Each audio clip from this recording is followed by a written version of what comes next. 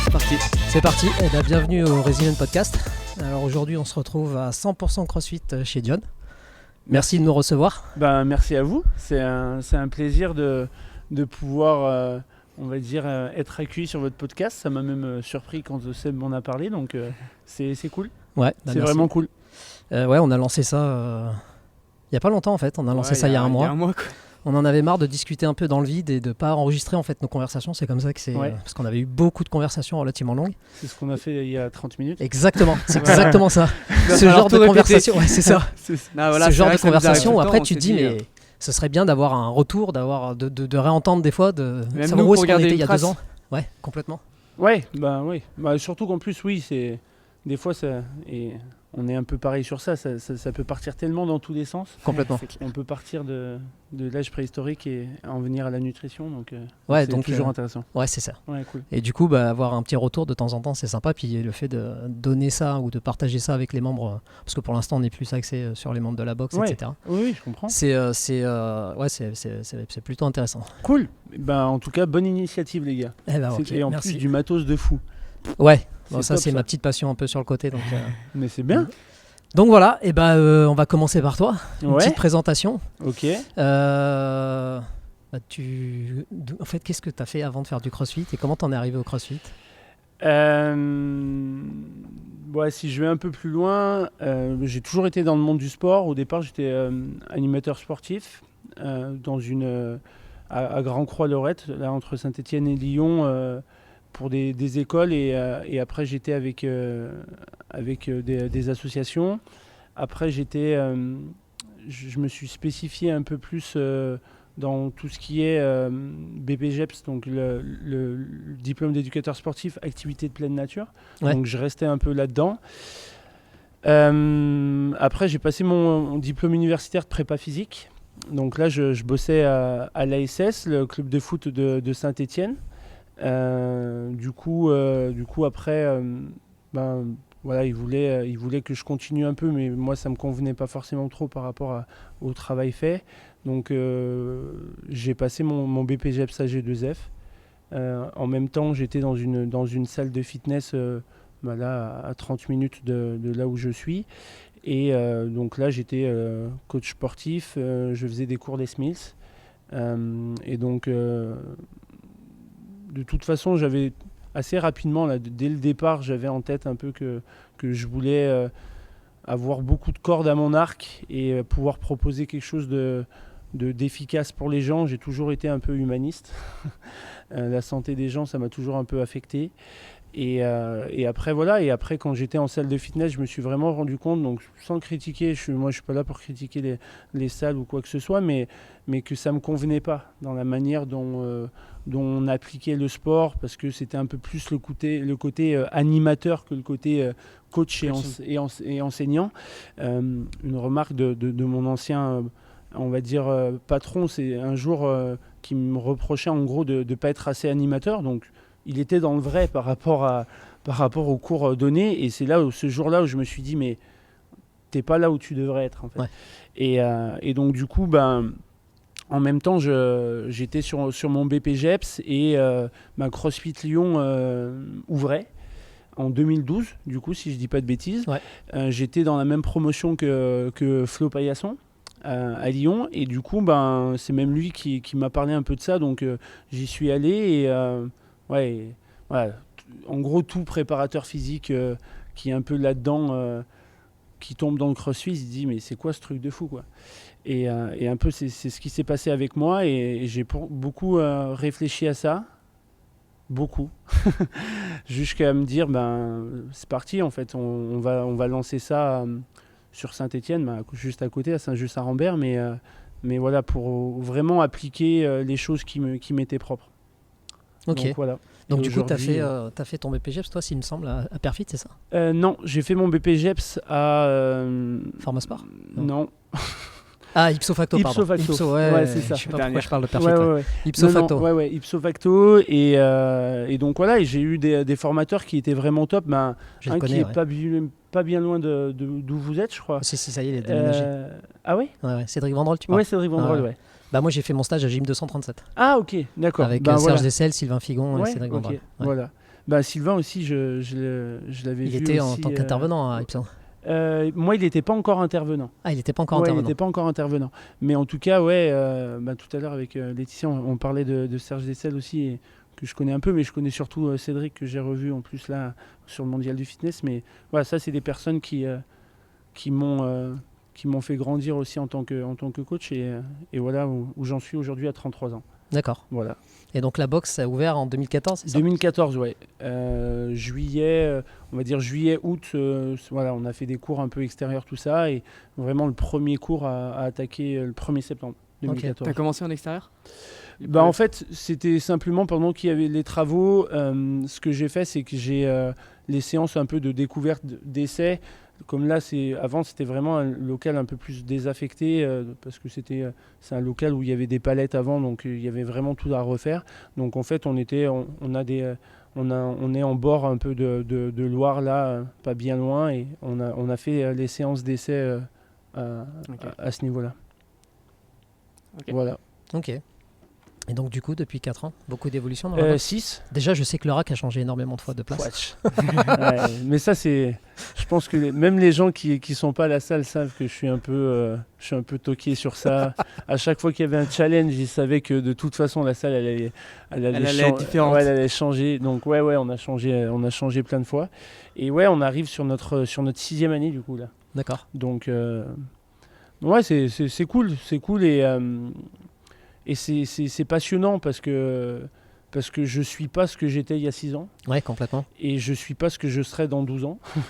donc c'est ça qui est intéressant, et voilà, ce qu'on peut pas m'enlever, c'est que j'ai ce côté passionné où j'essaie toujours d'avancer et de pouvoir un peu conseiller les gens, et maintenant surtout aussi de pouvoir former Quentin qui coach maintenant un peu plus à la salle, et Johan qui est en train de passer aussi une VAE, donc voilà, de pouvoir les former eux aussi, parce que voilà, la qualité d'une boxe, c'est pas son gérant, c'est la qualité de son coach qui est le plus bas.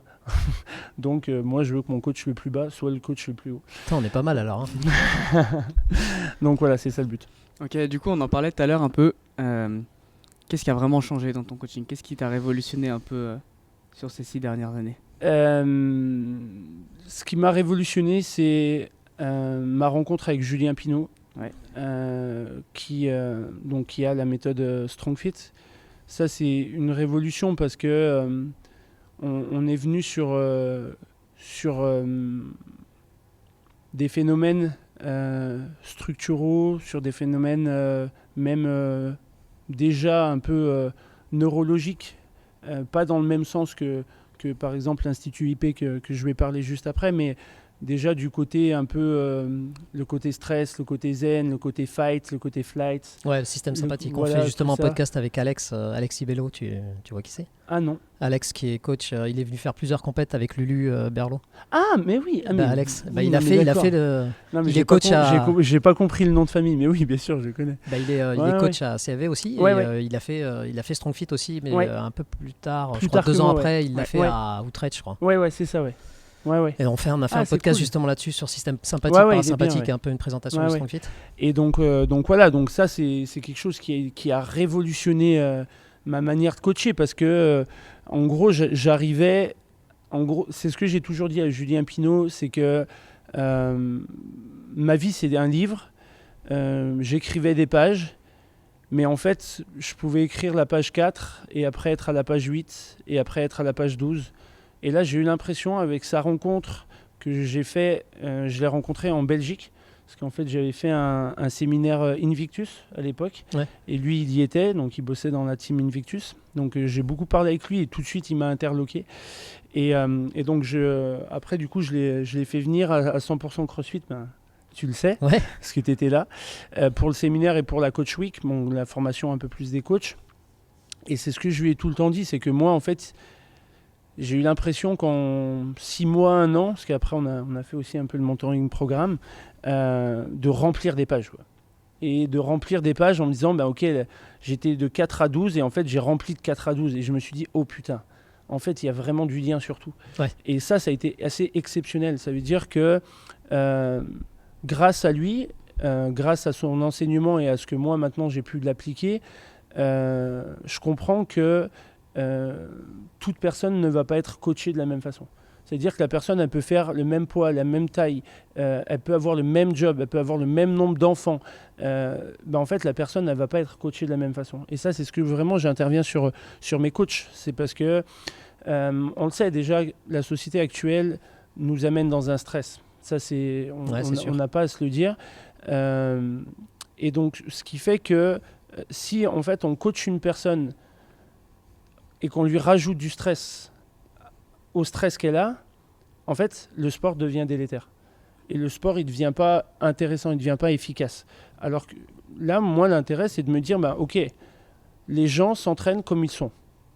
D'accord ? Moi, je n'ai jamais connu quelqu'un qui n'a pas une connaissance vraiment poussée d'elle-même, se dire, ok, je suis dans un système sympathique de stress dans mon quotidien, donc je vais venir dans un système parasympathique de calme, de tranquillité, de non-performance, ça n'existe pas. Et donc moi, l'intérêt de 100%, c'est qu'on puisse, on va dire, accompagner les gens, conseiller les gens sur ça. Moi, je suis beaucoup sur l'aspect psycho parce que c'est un peu de famille, je pense, parce que ma sœur est hypnothérapeute, donc elle travaille beaucoup sur ça. Et j'ai pas trop de mal à cerner les gens. Et j'essaie petit à petit, parce qu'il ne faut pas les bousculer non plus, mais leur faire prendre conscience de se dire qu'une activité, un WOD, quelle que soit, l'activité, c'est pas je me bats et je finis fracassé. Et non, des fois, ça peut être je viens, je fais une activité où ma respiration elle va être calme, où je vais essayer de respirer que par le nez, par exemple. Et ça change le quotidien. Voilà, je prends Laetitia qui est devant moi. Elle n'a pas besoin de Seb, elle n'a pas besoin de personne pour se booster sur un WOD. D'accord ? Si derrière il y a l'objectif, elle a besoin de personne. Maintenant, peut-être qu'elle a besoin dans ses entraînements de vivre quelque chose qui va être plus paisible et de lui enlever un peu la source de stress qui peut être une source de stress, de performance ou des choses comme ça. Donc c'est vrai que par rapport à ça, ça m'a vraiment énormément changé. Ok. Et du coup, est-ce que tu as tendance à individualiser tes séances ? Complètement. Et là, c'est le deuxième point par rapport à ce que tu me demandais, Seb, c'est que la deuxième chose qui m'a fait changer, il y a 3 choses qui m'ont fait vraiment changer. Donc la première, c'est StrongFit. La deuxième, c'est l'Institut IP. Ça fait maintenant une petite année que je m'intéresse énormément à tout ce qui est aspect neurologique. De par le fait que dans ma salle, on a énormément de personnes issues du milieu hospitalier. On a un peu plus de 50 personnes qui sont médecins et ainsi de suite. Et donc, voilà, on a pas mal de gens qui travaillent aussi en psychiatrie ou des choses comme ça. Donc on travaille beaucoup sur... je discute beaucoup avec eux sur ça. Et du coup, là, quand j'ai suivi, comme je disais à Seb, l'Institut IP, eux, ils ont vraiment un lien très fort sur, avant de parler du muscle, avant de parler de l'articulation, on va peut-être parler du cerveau qui est la base de tout. Et pour répondre à ta question, on individualise énormément. C'est-à-dire que déjà, c'était le cas avant que je fasse vraiment toutes ces formations sur le neuro. C'est-à-dire que c'est très souvent que l'échauffement ne va pas être le même pour quelqu'un qui a besoin d'amplitude, quelqu'un qui a besoin de tension musculaire, quelqu'un qui a besoin de mobilité. Moi, ce qui m'a toujours choqué dans le CrossFit, c'est les petites photos qu'on aime bien. Je passe le bonjour à Philippe Marbeau parce que c'est quelqu'un que j'apprécie, mais quand il met une photo où, par exemple, il y a Froning ou Cara Webb qui est en squat complet et dire que ça, c'est la vie, je suis d'accord. Mais quelqu'un qui a trop de souplesse ne doit pas perdurer dans ça. Ça, c'est mon sens. Je ne dis pas que j'ai raison ou pas, mais en tout cas, je vois que ça me donne raison auprès des gens qui sont dans ma salle. Moi, j'ai beaucoup de personnes dans ma salle qui viennent de la gym, par exemple, des femmes, et quand elles vont voir leur médecin parce qu'elles ont eu des lombalgies ou des choses comme ça, oui, mais faut vous assouplir, faut vous renforcer le dos et machin. Et ça, je suis pas d'accord avec ça, en fait. C'est-à-dire que souvent, la première chose qui est problématique au niveau du dos, c'est le fait qu'on l'utilise trop et le fait que la technique n'est pas appropriée. Et par rapport à ça, moi, je fais en sorte de lier individuellement un entraînement. Ça veut dire que quelqu'un qui a beaucoup de souplesse en chaîne post, par exemple sur une séance de deadlift, je ne vais pas lui faire d'échauffement où on va augmenter ça. Je vais lui faire un échauffement pour aller recruter ses fessiers, je vais lui faire un échauffement pour aller chercher de la mobilité. Et maintenant, on a même encore plus individuel parce que maintenant, je vais faire un échauffement avec ma balle où on va aller chercher et stimuler les aires cérébrales. Ok, et du coup, quand tu parles, tu individualises, donc tu vas cibler plus ou moins tes échauffements en fonction des capacités, des déficiences des personnes et de tes adhérents. Ouais. Et tu leur fais un assessment au préalable, tu regardes plus ou moins comment ils bougent pendant un certain temps pour déceler un peu ce qui va et ce qui ne va pas chez eux. Et ensuite, tu individualises plus, ou est-ce que tu les prends carrément dès qu'ils arrivent, une heure où tu les prends avec toi pour faire un assessment plus ou moins entier de ce que... Donc nous, en fait, pour toutes les personnes qui rentrent à 100%, ils ont une évaluation au préalable avec notre ostéo. On a un ostéopathe qui s'entraîne à la salle. Toutes les personnes qui gravitent autour de la salle s'entraînent, parce que pour moi, c'est primordial de comprendre. Donc notre ostéo, si on lui parle de push leg, il sait ce que c'est important. Ouais. Et donc, ils ont déjà une évaluation. Donc sur cette évaluation, lui va nous... donner un compte rendu à tous les coachs. Donc ça déjà, ça nous permet d'avoir un premier compte rendu un peu plus structurel. Ouais. Donc ça, c'est une première évaluation qui est intéressante. Et après, nous, ce qu'on fait au sein même d'une séance, par exemple, je reprends la séance de deadlift, on fait faire un pré-test en chaîne post, ce que j'ai fait faire par exemple sur Seb et sur Laetitia. Jambes tendues, on essaie d'aller toucher par terre. Avec KB ? Même pas. Avec une barre juste, non, sans rien en fait. Sans rien. Juste essayer d'aller toucher en flexion. Et il peut se passer 3 choses. La première, 3/4 du temps, c'est qu'on n'arrive pas à toucher, ou on touche mais en donnant des gros coups, des gros élans. Dans ce cas-là, la personne, elle va avoir plus besoin d'amplitude. Que ce soit en chaîne post, que ce soit au niveau des érecteurs. Donc nous, après, on leur fait travailler ça, on leur fait travailler des choses un peu plus...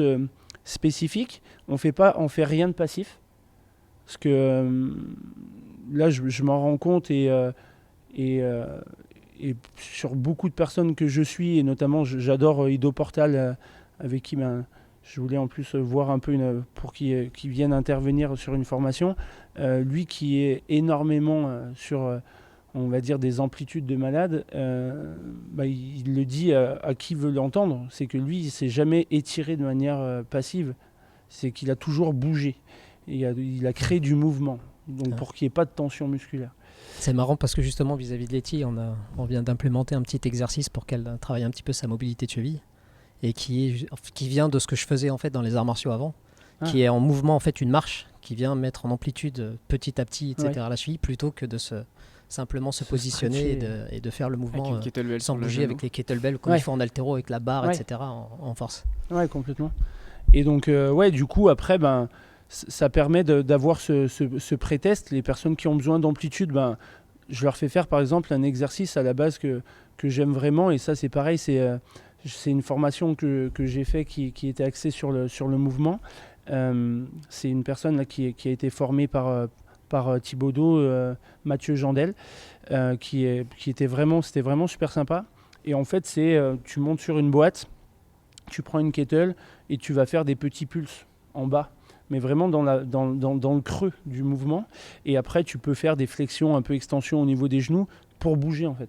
Et ça, les gens, ils s'en rendent même pas compte, mais ils font 3 séries, ça dure 3 minutes. Ils gagnent bien plus en amplitude en chaîne post que s'ils avaient fait du stretch pendant 10 minutes ou 20 minutes. Et on a amené un réveil. Donc c'est toujours ça qui devient intéressant. Et après, la deuxième, c'est plus, on va toucher, on touche même sans trop de problèmes, mais on a quand même de la tension musculaire. Et ça, c'est ce qui est le plus intéressant dans notre sport, le crossfit, c'est la mobilité. Ce que je dis, pour moi, la mobilité, c'est la tension liée à l'amplitude. Et par ça, l'objectif, c'est de pouvoir travailler sur de la mobilité, sur ces personnes-là. Et là, très souvent, je fais faire, par exemple, un travail d'équilibre sur une jambe. Donc, c'est intéressant parce qu'il y a à la fois le côté musculaire et à la fois le côté neuro. Et après, par exemple, faire un pivot de hanche, déjà sans charge, après avec une charge externe. Et après, la dernière possibilité, c'est les personnes, et j'en ai, je prenais en exemple la personne qui fait de la gymnastique. Et cette personne, elle s'écrase. Tu ressens quoi ? Rien. Ok. Donc là, il n'y a pas de tension, donc il n'y a pas de connexion. Donc là, dans ce cas-là, je vais peut-être un jour faire travailler du hip thrust pour venir activer les fessiers, qu'ils puissent ressentir. Une autre fois, ça sera peut-être plus les ischios. Et après, par rapport aux personnes qu'on connaît, on sait que si c'est une personne qui ressent moins ses fessiers ou qui ressent moins ses ischios. Donc voilà, on essaie vraiment d'adapter à la personne. Et voilà, ça demande du taf, de fou, de dingue, parce que déjà, il faut qu'on communique beaucoup avec les coachs. Ce que moi, on arrive vraiment à faire, donc ça, c'est vraiment top. Mais ça demande du boulot, parce que c'est bien plus compliqué de gérer, nous, on a des cours à 14 maximum, de gérer 14 personnes où tu as 6 exercices différents, que tout le monde faire du stretch passif. Mais je pense que c'est notre métier. Mon objectif, moi, c'est pas de, comme je l'ai dit tout à l'heure, d'animer, c'est de l'enseignement. Ok. Et est-ce que tu as eu du coup, dans tes séances, tu accordes, par exemple, tu dis on a 10-15 minutes pour que chaque personne travaille spécifiquement ce dont elles ont besoin et après on passe au reste? Ouais, et ben en fait... Ou toute la séance est... En fait, ça va dépendre. Ça veut dire que là, si c'est l'échauffement, on fait souvent une douzaine de minutes avec un pré-test et post-test pour vraiment que... déjà que les gens se disent, ok, ça fonctionne. Parce que on en parlait encore tout à l'heure, mais moi, je pars du postulat que les gens ne sont pas bêtes.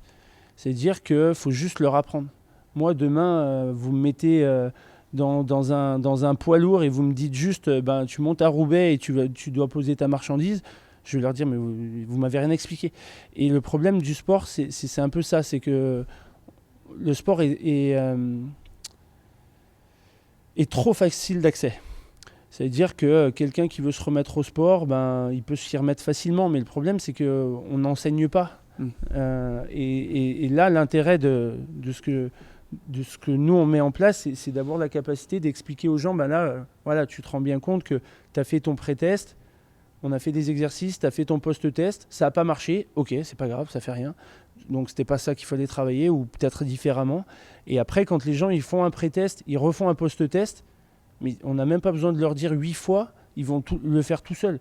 Moi, ce qui a été le plus efficace pour que les gens suivent des annexes, c'est que sur des cours classiques, ils se soient prouvés à eux-mêmes que ça fonctionnait en fait. Donc voilà, donc nous on travaille vraiment sur cet aspect-là.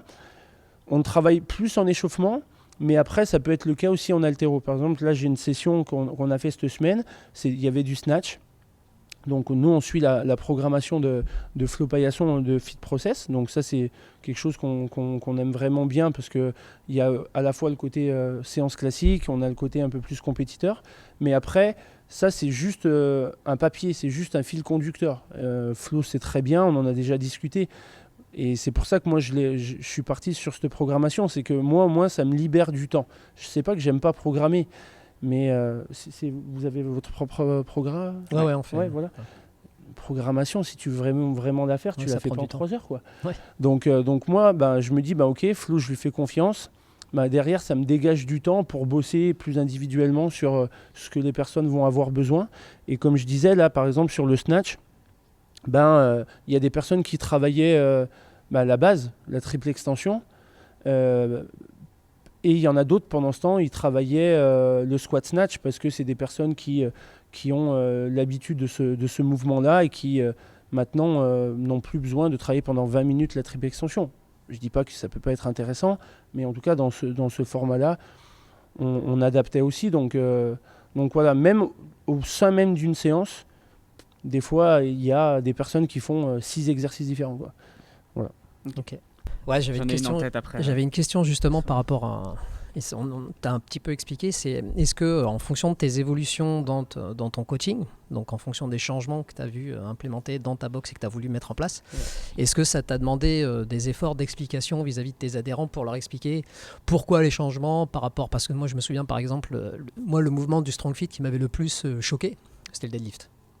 la manière dont on faisait le deadlift avant, et la manière où je suis parti derrière pour faire le deadlift de manière complètement différente en fait. Où au lieu d'être en pattern de squat, on est passé en pivot, etc. Donc ça a demandé quand même beaucoup d'explications. Le dos, la position du dos, tu rentres dans des sentiers où si le dos est pas parfaitement droit, gainé ultra en hyper extension, c'est pas bien. Donc, c'est des dogmes qu'on a toujours eu. En fait. Ouais, voilà, c'est ça. Et donc du coup, ça c'est ce qui m'a le plus marqué moi, parce que c'est ce qui a demandé le plus d'explications. Mais est-ce que tu as eu aussi dans tes changements, ou de le fait par exemple de personnaliser tes entraînements avec tes adhérents, est-ce que tu leur as expliqué pourquoi, ou est-ce que les résultats ont suffi pour qu'ils se disent ah bah c'est super, c'est génial? Est-ce qu'ils étaient volontaires dès le départ, ou est-ce que... Je pense qu'il y a plusieurs choses. La première des choses, c'est que, et je pense que c'est totalement le cas chez vous aussi, parce qu'on a un peu le même fonctionnement, c'est qu'on est ultra passionné et ça rejaillit sur les gens. C'est-à-dire que les gens, ils savent que moi, je me forme beaucoup, ils savent que mon objectif, c'est de pouvoir les aider à améliorer leur santé. Donc pour ça, en fait, j'ai vraiment une confiance auprès de mes membres, je dirais pas à l'aveugle, parce que ça serait même dans le trop, mais une confiance énorme. Et ça, c'est intéressant, parce que derrière, des fois, j'en rigole quand je leur fais faire des trucs. Je leur dis, mais vraiment, je pourrais vous faire n'importe quoi, vous le feriez. Et ils me disent, mais oui, en fait. Et ils me disent oui. Donc, moi, ils savent que c'est pas le cas, en fait. Ils savent que voilà, je vais pas dans ce côté-là. Mais en tout cas, déjà, ils ont une confiance qui est très importante. Et ça, c'est primordial. Après, la deuxième des choses, c'est que dans ma manière de faire évoluer les choses, c'est vrai que moi, ça a été toujours assez proche de ce que j'amenais. Tu vois, par exemple, il y a des choses... T'étais déjà dans l'évolution avant de... Voilà, dans le move un peu. Par exemple, moi, j'ai jamais coaché, et même quand je faisais mes cours Les Mills, Body Pump, j'ai jamais coaché un mouvement en extension complète, en antéversion du bassin. Je l'ai toujours un peu plus coaché vraiment en étant, on va dire, assez équilibré. Sur les tensions voilà, tension, on va dire, abdominale oblique, tension érecteur. Après, c'est certain que ça m'a demandé du job au départ pour faire prendre conscience aux gens de ça, parce que y a beaucoup de personnes, et j'ai même envie de dire 99%, qui n'ont pas conscience de ça et qui restent dans le dogme qu'on apporte. Moi, le pire, c'était le mix grip. Ouais. Pour faire enlever le mix grip, pour faire sortir les gens du mix grip. C'était... À côté de ça, les personnes qui arrivent maintenant, par contre, ça passe tout seul. Ah oui, parce qu'ils n'ont pas d'autres notions. On leur a jamais appris le mix grip. Mais c'est sûr que de passer quand on reçoit des drop-in, des fois. Alors là, tu es obligé de leur expliquer. Là, tu passes un peu de temps à leur expliquer pourquoi nous, dans la boxe, on refuse les mix grip, etc. Alors, sauf quand tu leur demandes est-ce que tu changes de temps en temps ton grip ou est-ce que tu gardes toujours le même. Et 95% des gens te disent ah non, moi, je garde toujours le même. Je ne saurais pas faire un deadlift dans ce cas-là. Moi, par rapport à ça, sur le grip, par exemple, j'ai toujours, on va dire, enseigné le fait de, tant que tu es capable de cleaner ta barre, tu fais pas de prise inverse. Ça, je l'ai tout le temps dit. Après, après avec StrongFit, on a vu que finalement, en fait, ça amène des déséquilibres ou des choses comme ça. Je me suis dit, ah oui, c'est vrai qu'en fait, c'est peut-être pas con le truc. Et du coup, là, maintenant, même ce que je fais, par exemple, pour des personnes qui ont des charges importantes et qui sont bien placées, c'est que je leur fais prendre des bandes de force. Ouais, ce qui est plus simple pour se mettre Et c'est ce que je fais parce que, en fait, on pourrait très bien se dire, des fois, mais au pire des cas, c'est pas grave, si tu soulèves pas, c'est comme on l'entend souvent, c'est tant que tu cleans pas une barre, tu dois pas la jerker, donc faut pas faire du jerk block ou des choses comme ça, mais je trouve ça bête parce que quelqu'un qui a la capacité, en termes de force, de soulever lourd, mais qui son grip le gêne, oui, ok, faut le garder en tête et il faut faire en sorte de pouvoir le bosser. Mais derrière, si tu prends des sangles, ça va te permettre aussi d'avoir un tronc plus solide, ça va permettre de booster au niveau hormonal de manière bien plus importante. Donc c'est vrai que pour ça, je dis souvent aux gens, maintenant qui ont un peu plus l'habitude, de leur... Voilà, ok, si vous ne pouvez pas, de la prise inverse, je ne dis pas que je refuse, mais en tout cas, c'est certain que c'est très très rare.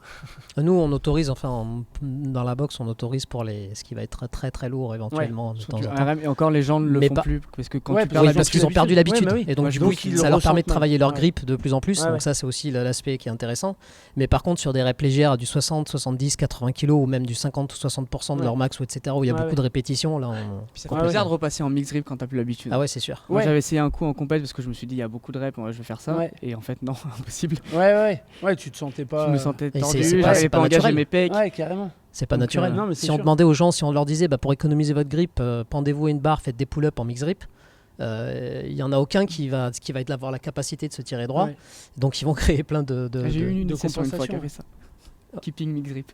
Ouais, qui venait mais en fait, elle venait d'un sport où. Il faut déjà avoir pas mal d'ouverture. Et ses coachs lui disaient de faire du mixed grip. Parce que là, il faut avoir pas mal d'ouverture au niveau épaule, des choses comme ça. Ah bah ouais, c'est sûr. Parce que... Mais moi, ce qui m'a le plus gêné sur ça, c'est. Pas gêné, mais qui a pris le plus de temps, c'est le travail des obliques. On voit pas Letty qui est juste derrière la caméra. Mais donc beaucoup de nous, ce qu'on fait, c'est les oblique openers, beaucoup d'oblique openers qu'on a mis pendant longtemps. Parce que les gens ont peur, les gens qui ont déjà fait un peu du sport avant dans des salles de sport, ils nous disent oui, mais si mon dos il est pas totalement droit, et pour eux droit c'est c'est l'hyperextension. C'est quand tu rentres dans une pharmacie, peur qu'ils vont se faire mal. On t'apprend à soulever une caisse en ayant le dos bien droit, en descendant bien sur tes cuisses, etc. Et tu te dis Après c'est ce qu'on disait tout à l'heure avec Letty aussi, c'est que moi j'ai toujours expliqué des choses.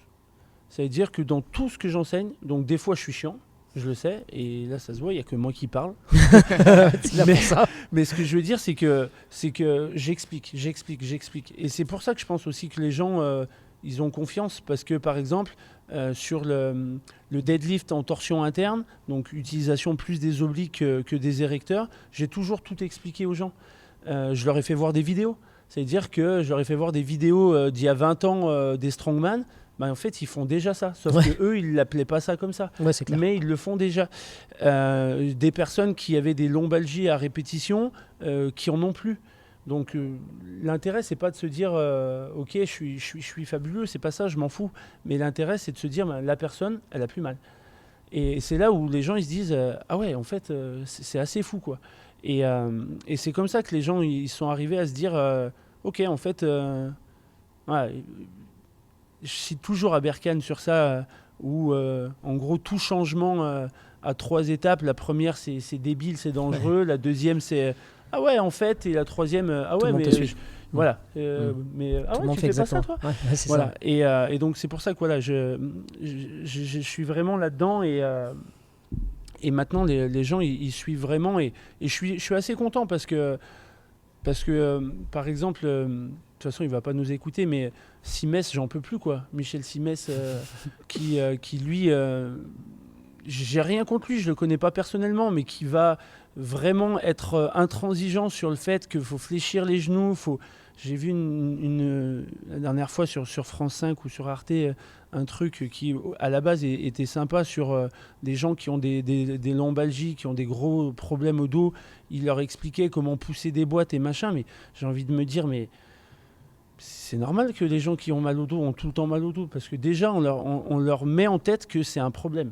Donc regarde quelqu'un qui a mal au dos, ça se voit tout de suite, hein. Il va être crispé, il va remarcher, c'est un robot. On n'est pas des robots, d'accord ? C'est ce qui nous différencie du robot. Et basta. Tout ça pour dire que voilà, que les gens ils arrivent maintenant à un peu moins mettre en avant toutes ces en gros, tous ces dogmes-là, et en tout cas, c'est des choses intéressantes. Et si tu pouvais te projeter d'ici dans 5 ans, 10 ans, tu vois comment, toi, l'évolution éventuellement du CrossFit, ou moi, ce que je perçois un petit peu, c'est qu'il y a de plus en plus de gens, de coachs notamment, qui ont fait du CrossFit depuis un certain temps, parce que je pense qu'il y a une certaine évolution qui est naturelle et qui fait que quand on coach, quand on cherche et quand on continue à faire des recherches et qu'on continue à s'intéresser à comment coacher, etc., on trouve de plus en plus, par exemple, le Strong Fit. Moi, par exemple, je suis dans OPEX là en ce moment. Et par exemple, l'IP, l'Institut IP, de plus en plus de choses. Et comment tu vois, du coup, est-ce que tu vois toujours exactement la même chose en termes de CrossFit, ou de plus en plus d'individualisation, ou peut-être dans la manière de coacher ? Tu te vois où dans 10 ans dans ta box? Déjà, par rapport à CrossFit,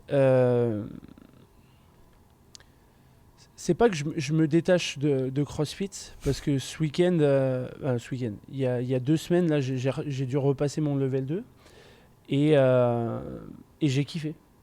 J'ai vraiment kiffé parce que le gars qui était là, c'était un ancien de la maison CrossFit et il était très très bon. Il y avait aussi Eddie Margerin, donc, qui envoie plutôt bien maintenant, même en séminaire staff. Et j'ai vraiment aimé parce que ça m'a rassuré sur le fait que les intentions de CrossFit restent quand même dans bien coacher, voilà. Je suis pas d'accord avec tout, d'accord ? Il parle de points de performance sur des choses. Je suis pas totalement d'accord avec tout. Mais en tout cas, ce qui fait que j'en suis là, c'est CrossFit. Et la maison mère m'a rassuré. Ça, c'est important. On en parlait tout à l'heure un peu avec Seb. Ce qui me rassure moins, c'est le fait que plus il y a de personnes qui en font, plus il peut y avoir des déboires. C'est logique, c'est dans tout comme pareil. S'il y a 3 personnes qui font du CrossFit, il y a moins de possibilités d'avoir des déboires que s'il y en a 3 millions. Et là, ce qui me gêne, c'est qu'il y en a qui, comme même il y a 4 ans, mais qui voient CrossFit comme haute intensité, je me fracasse, je mets de l'intensité. Et ça me fait peur. Ça me fait peur parce que je me dis, s'il n'y a pas une réaction des coachs ou même des personnes en elles-mêmes, j'y vois mal. Parce que ça peut être une activité qui peut être très dangereuse.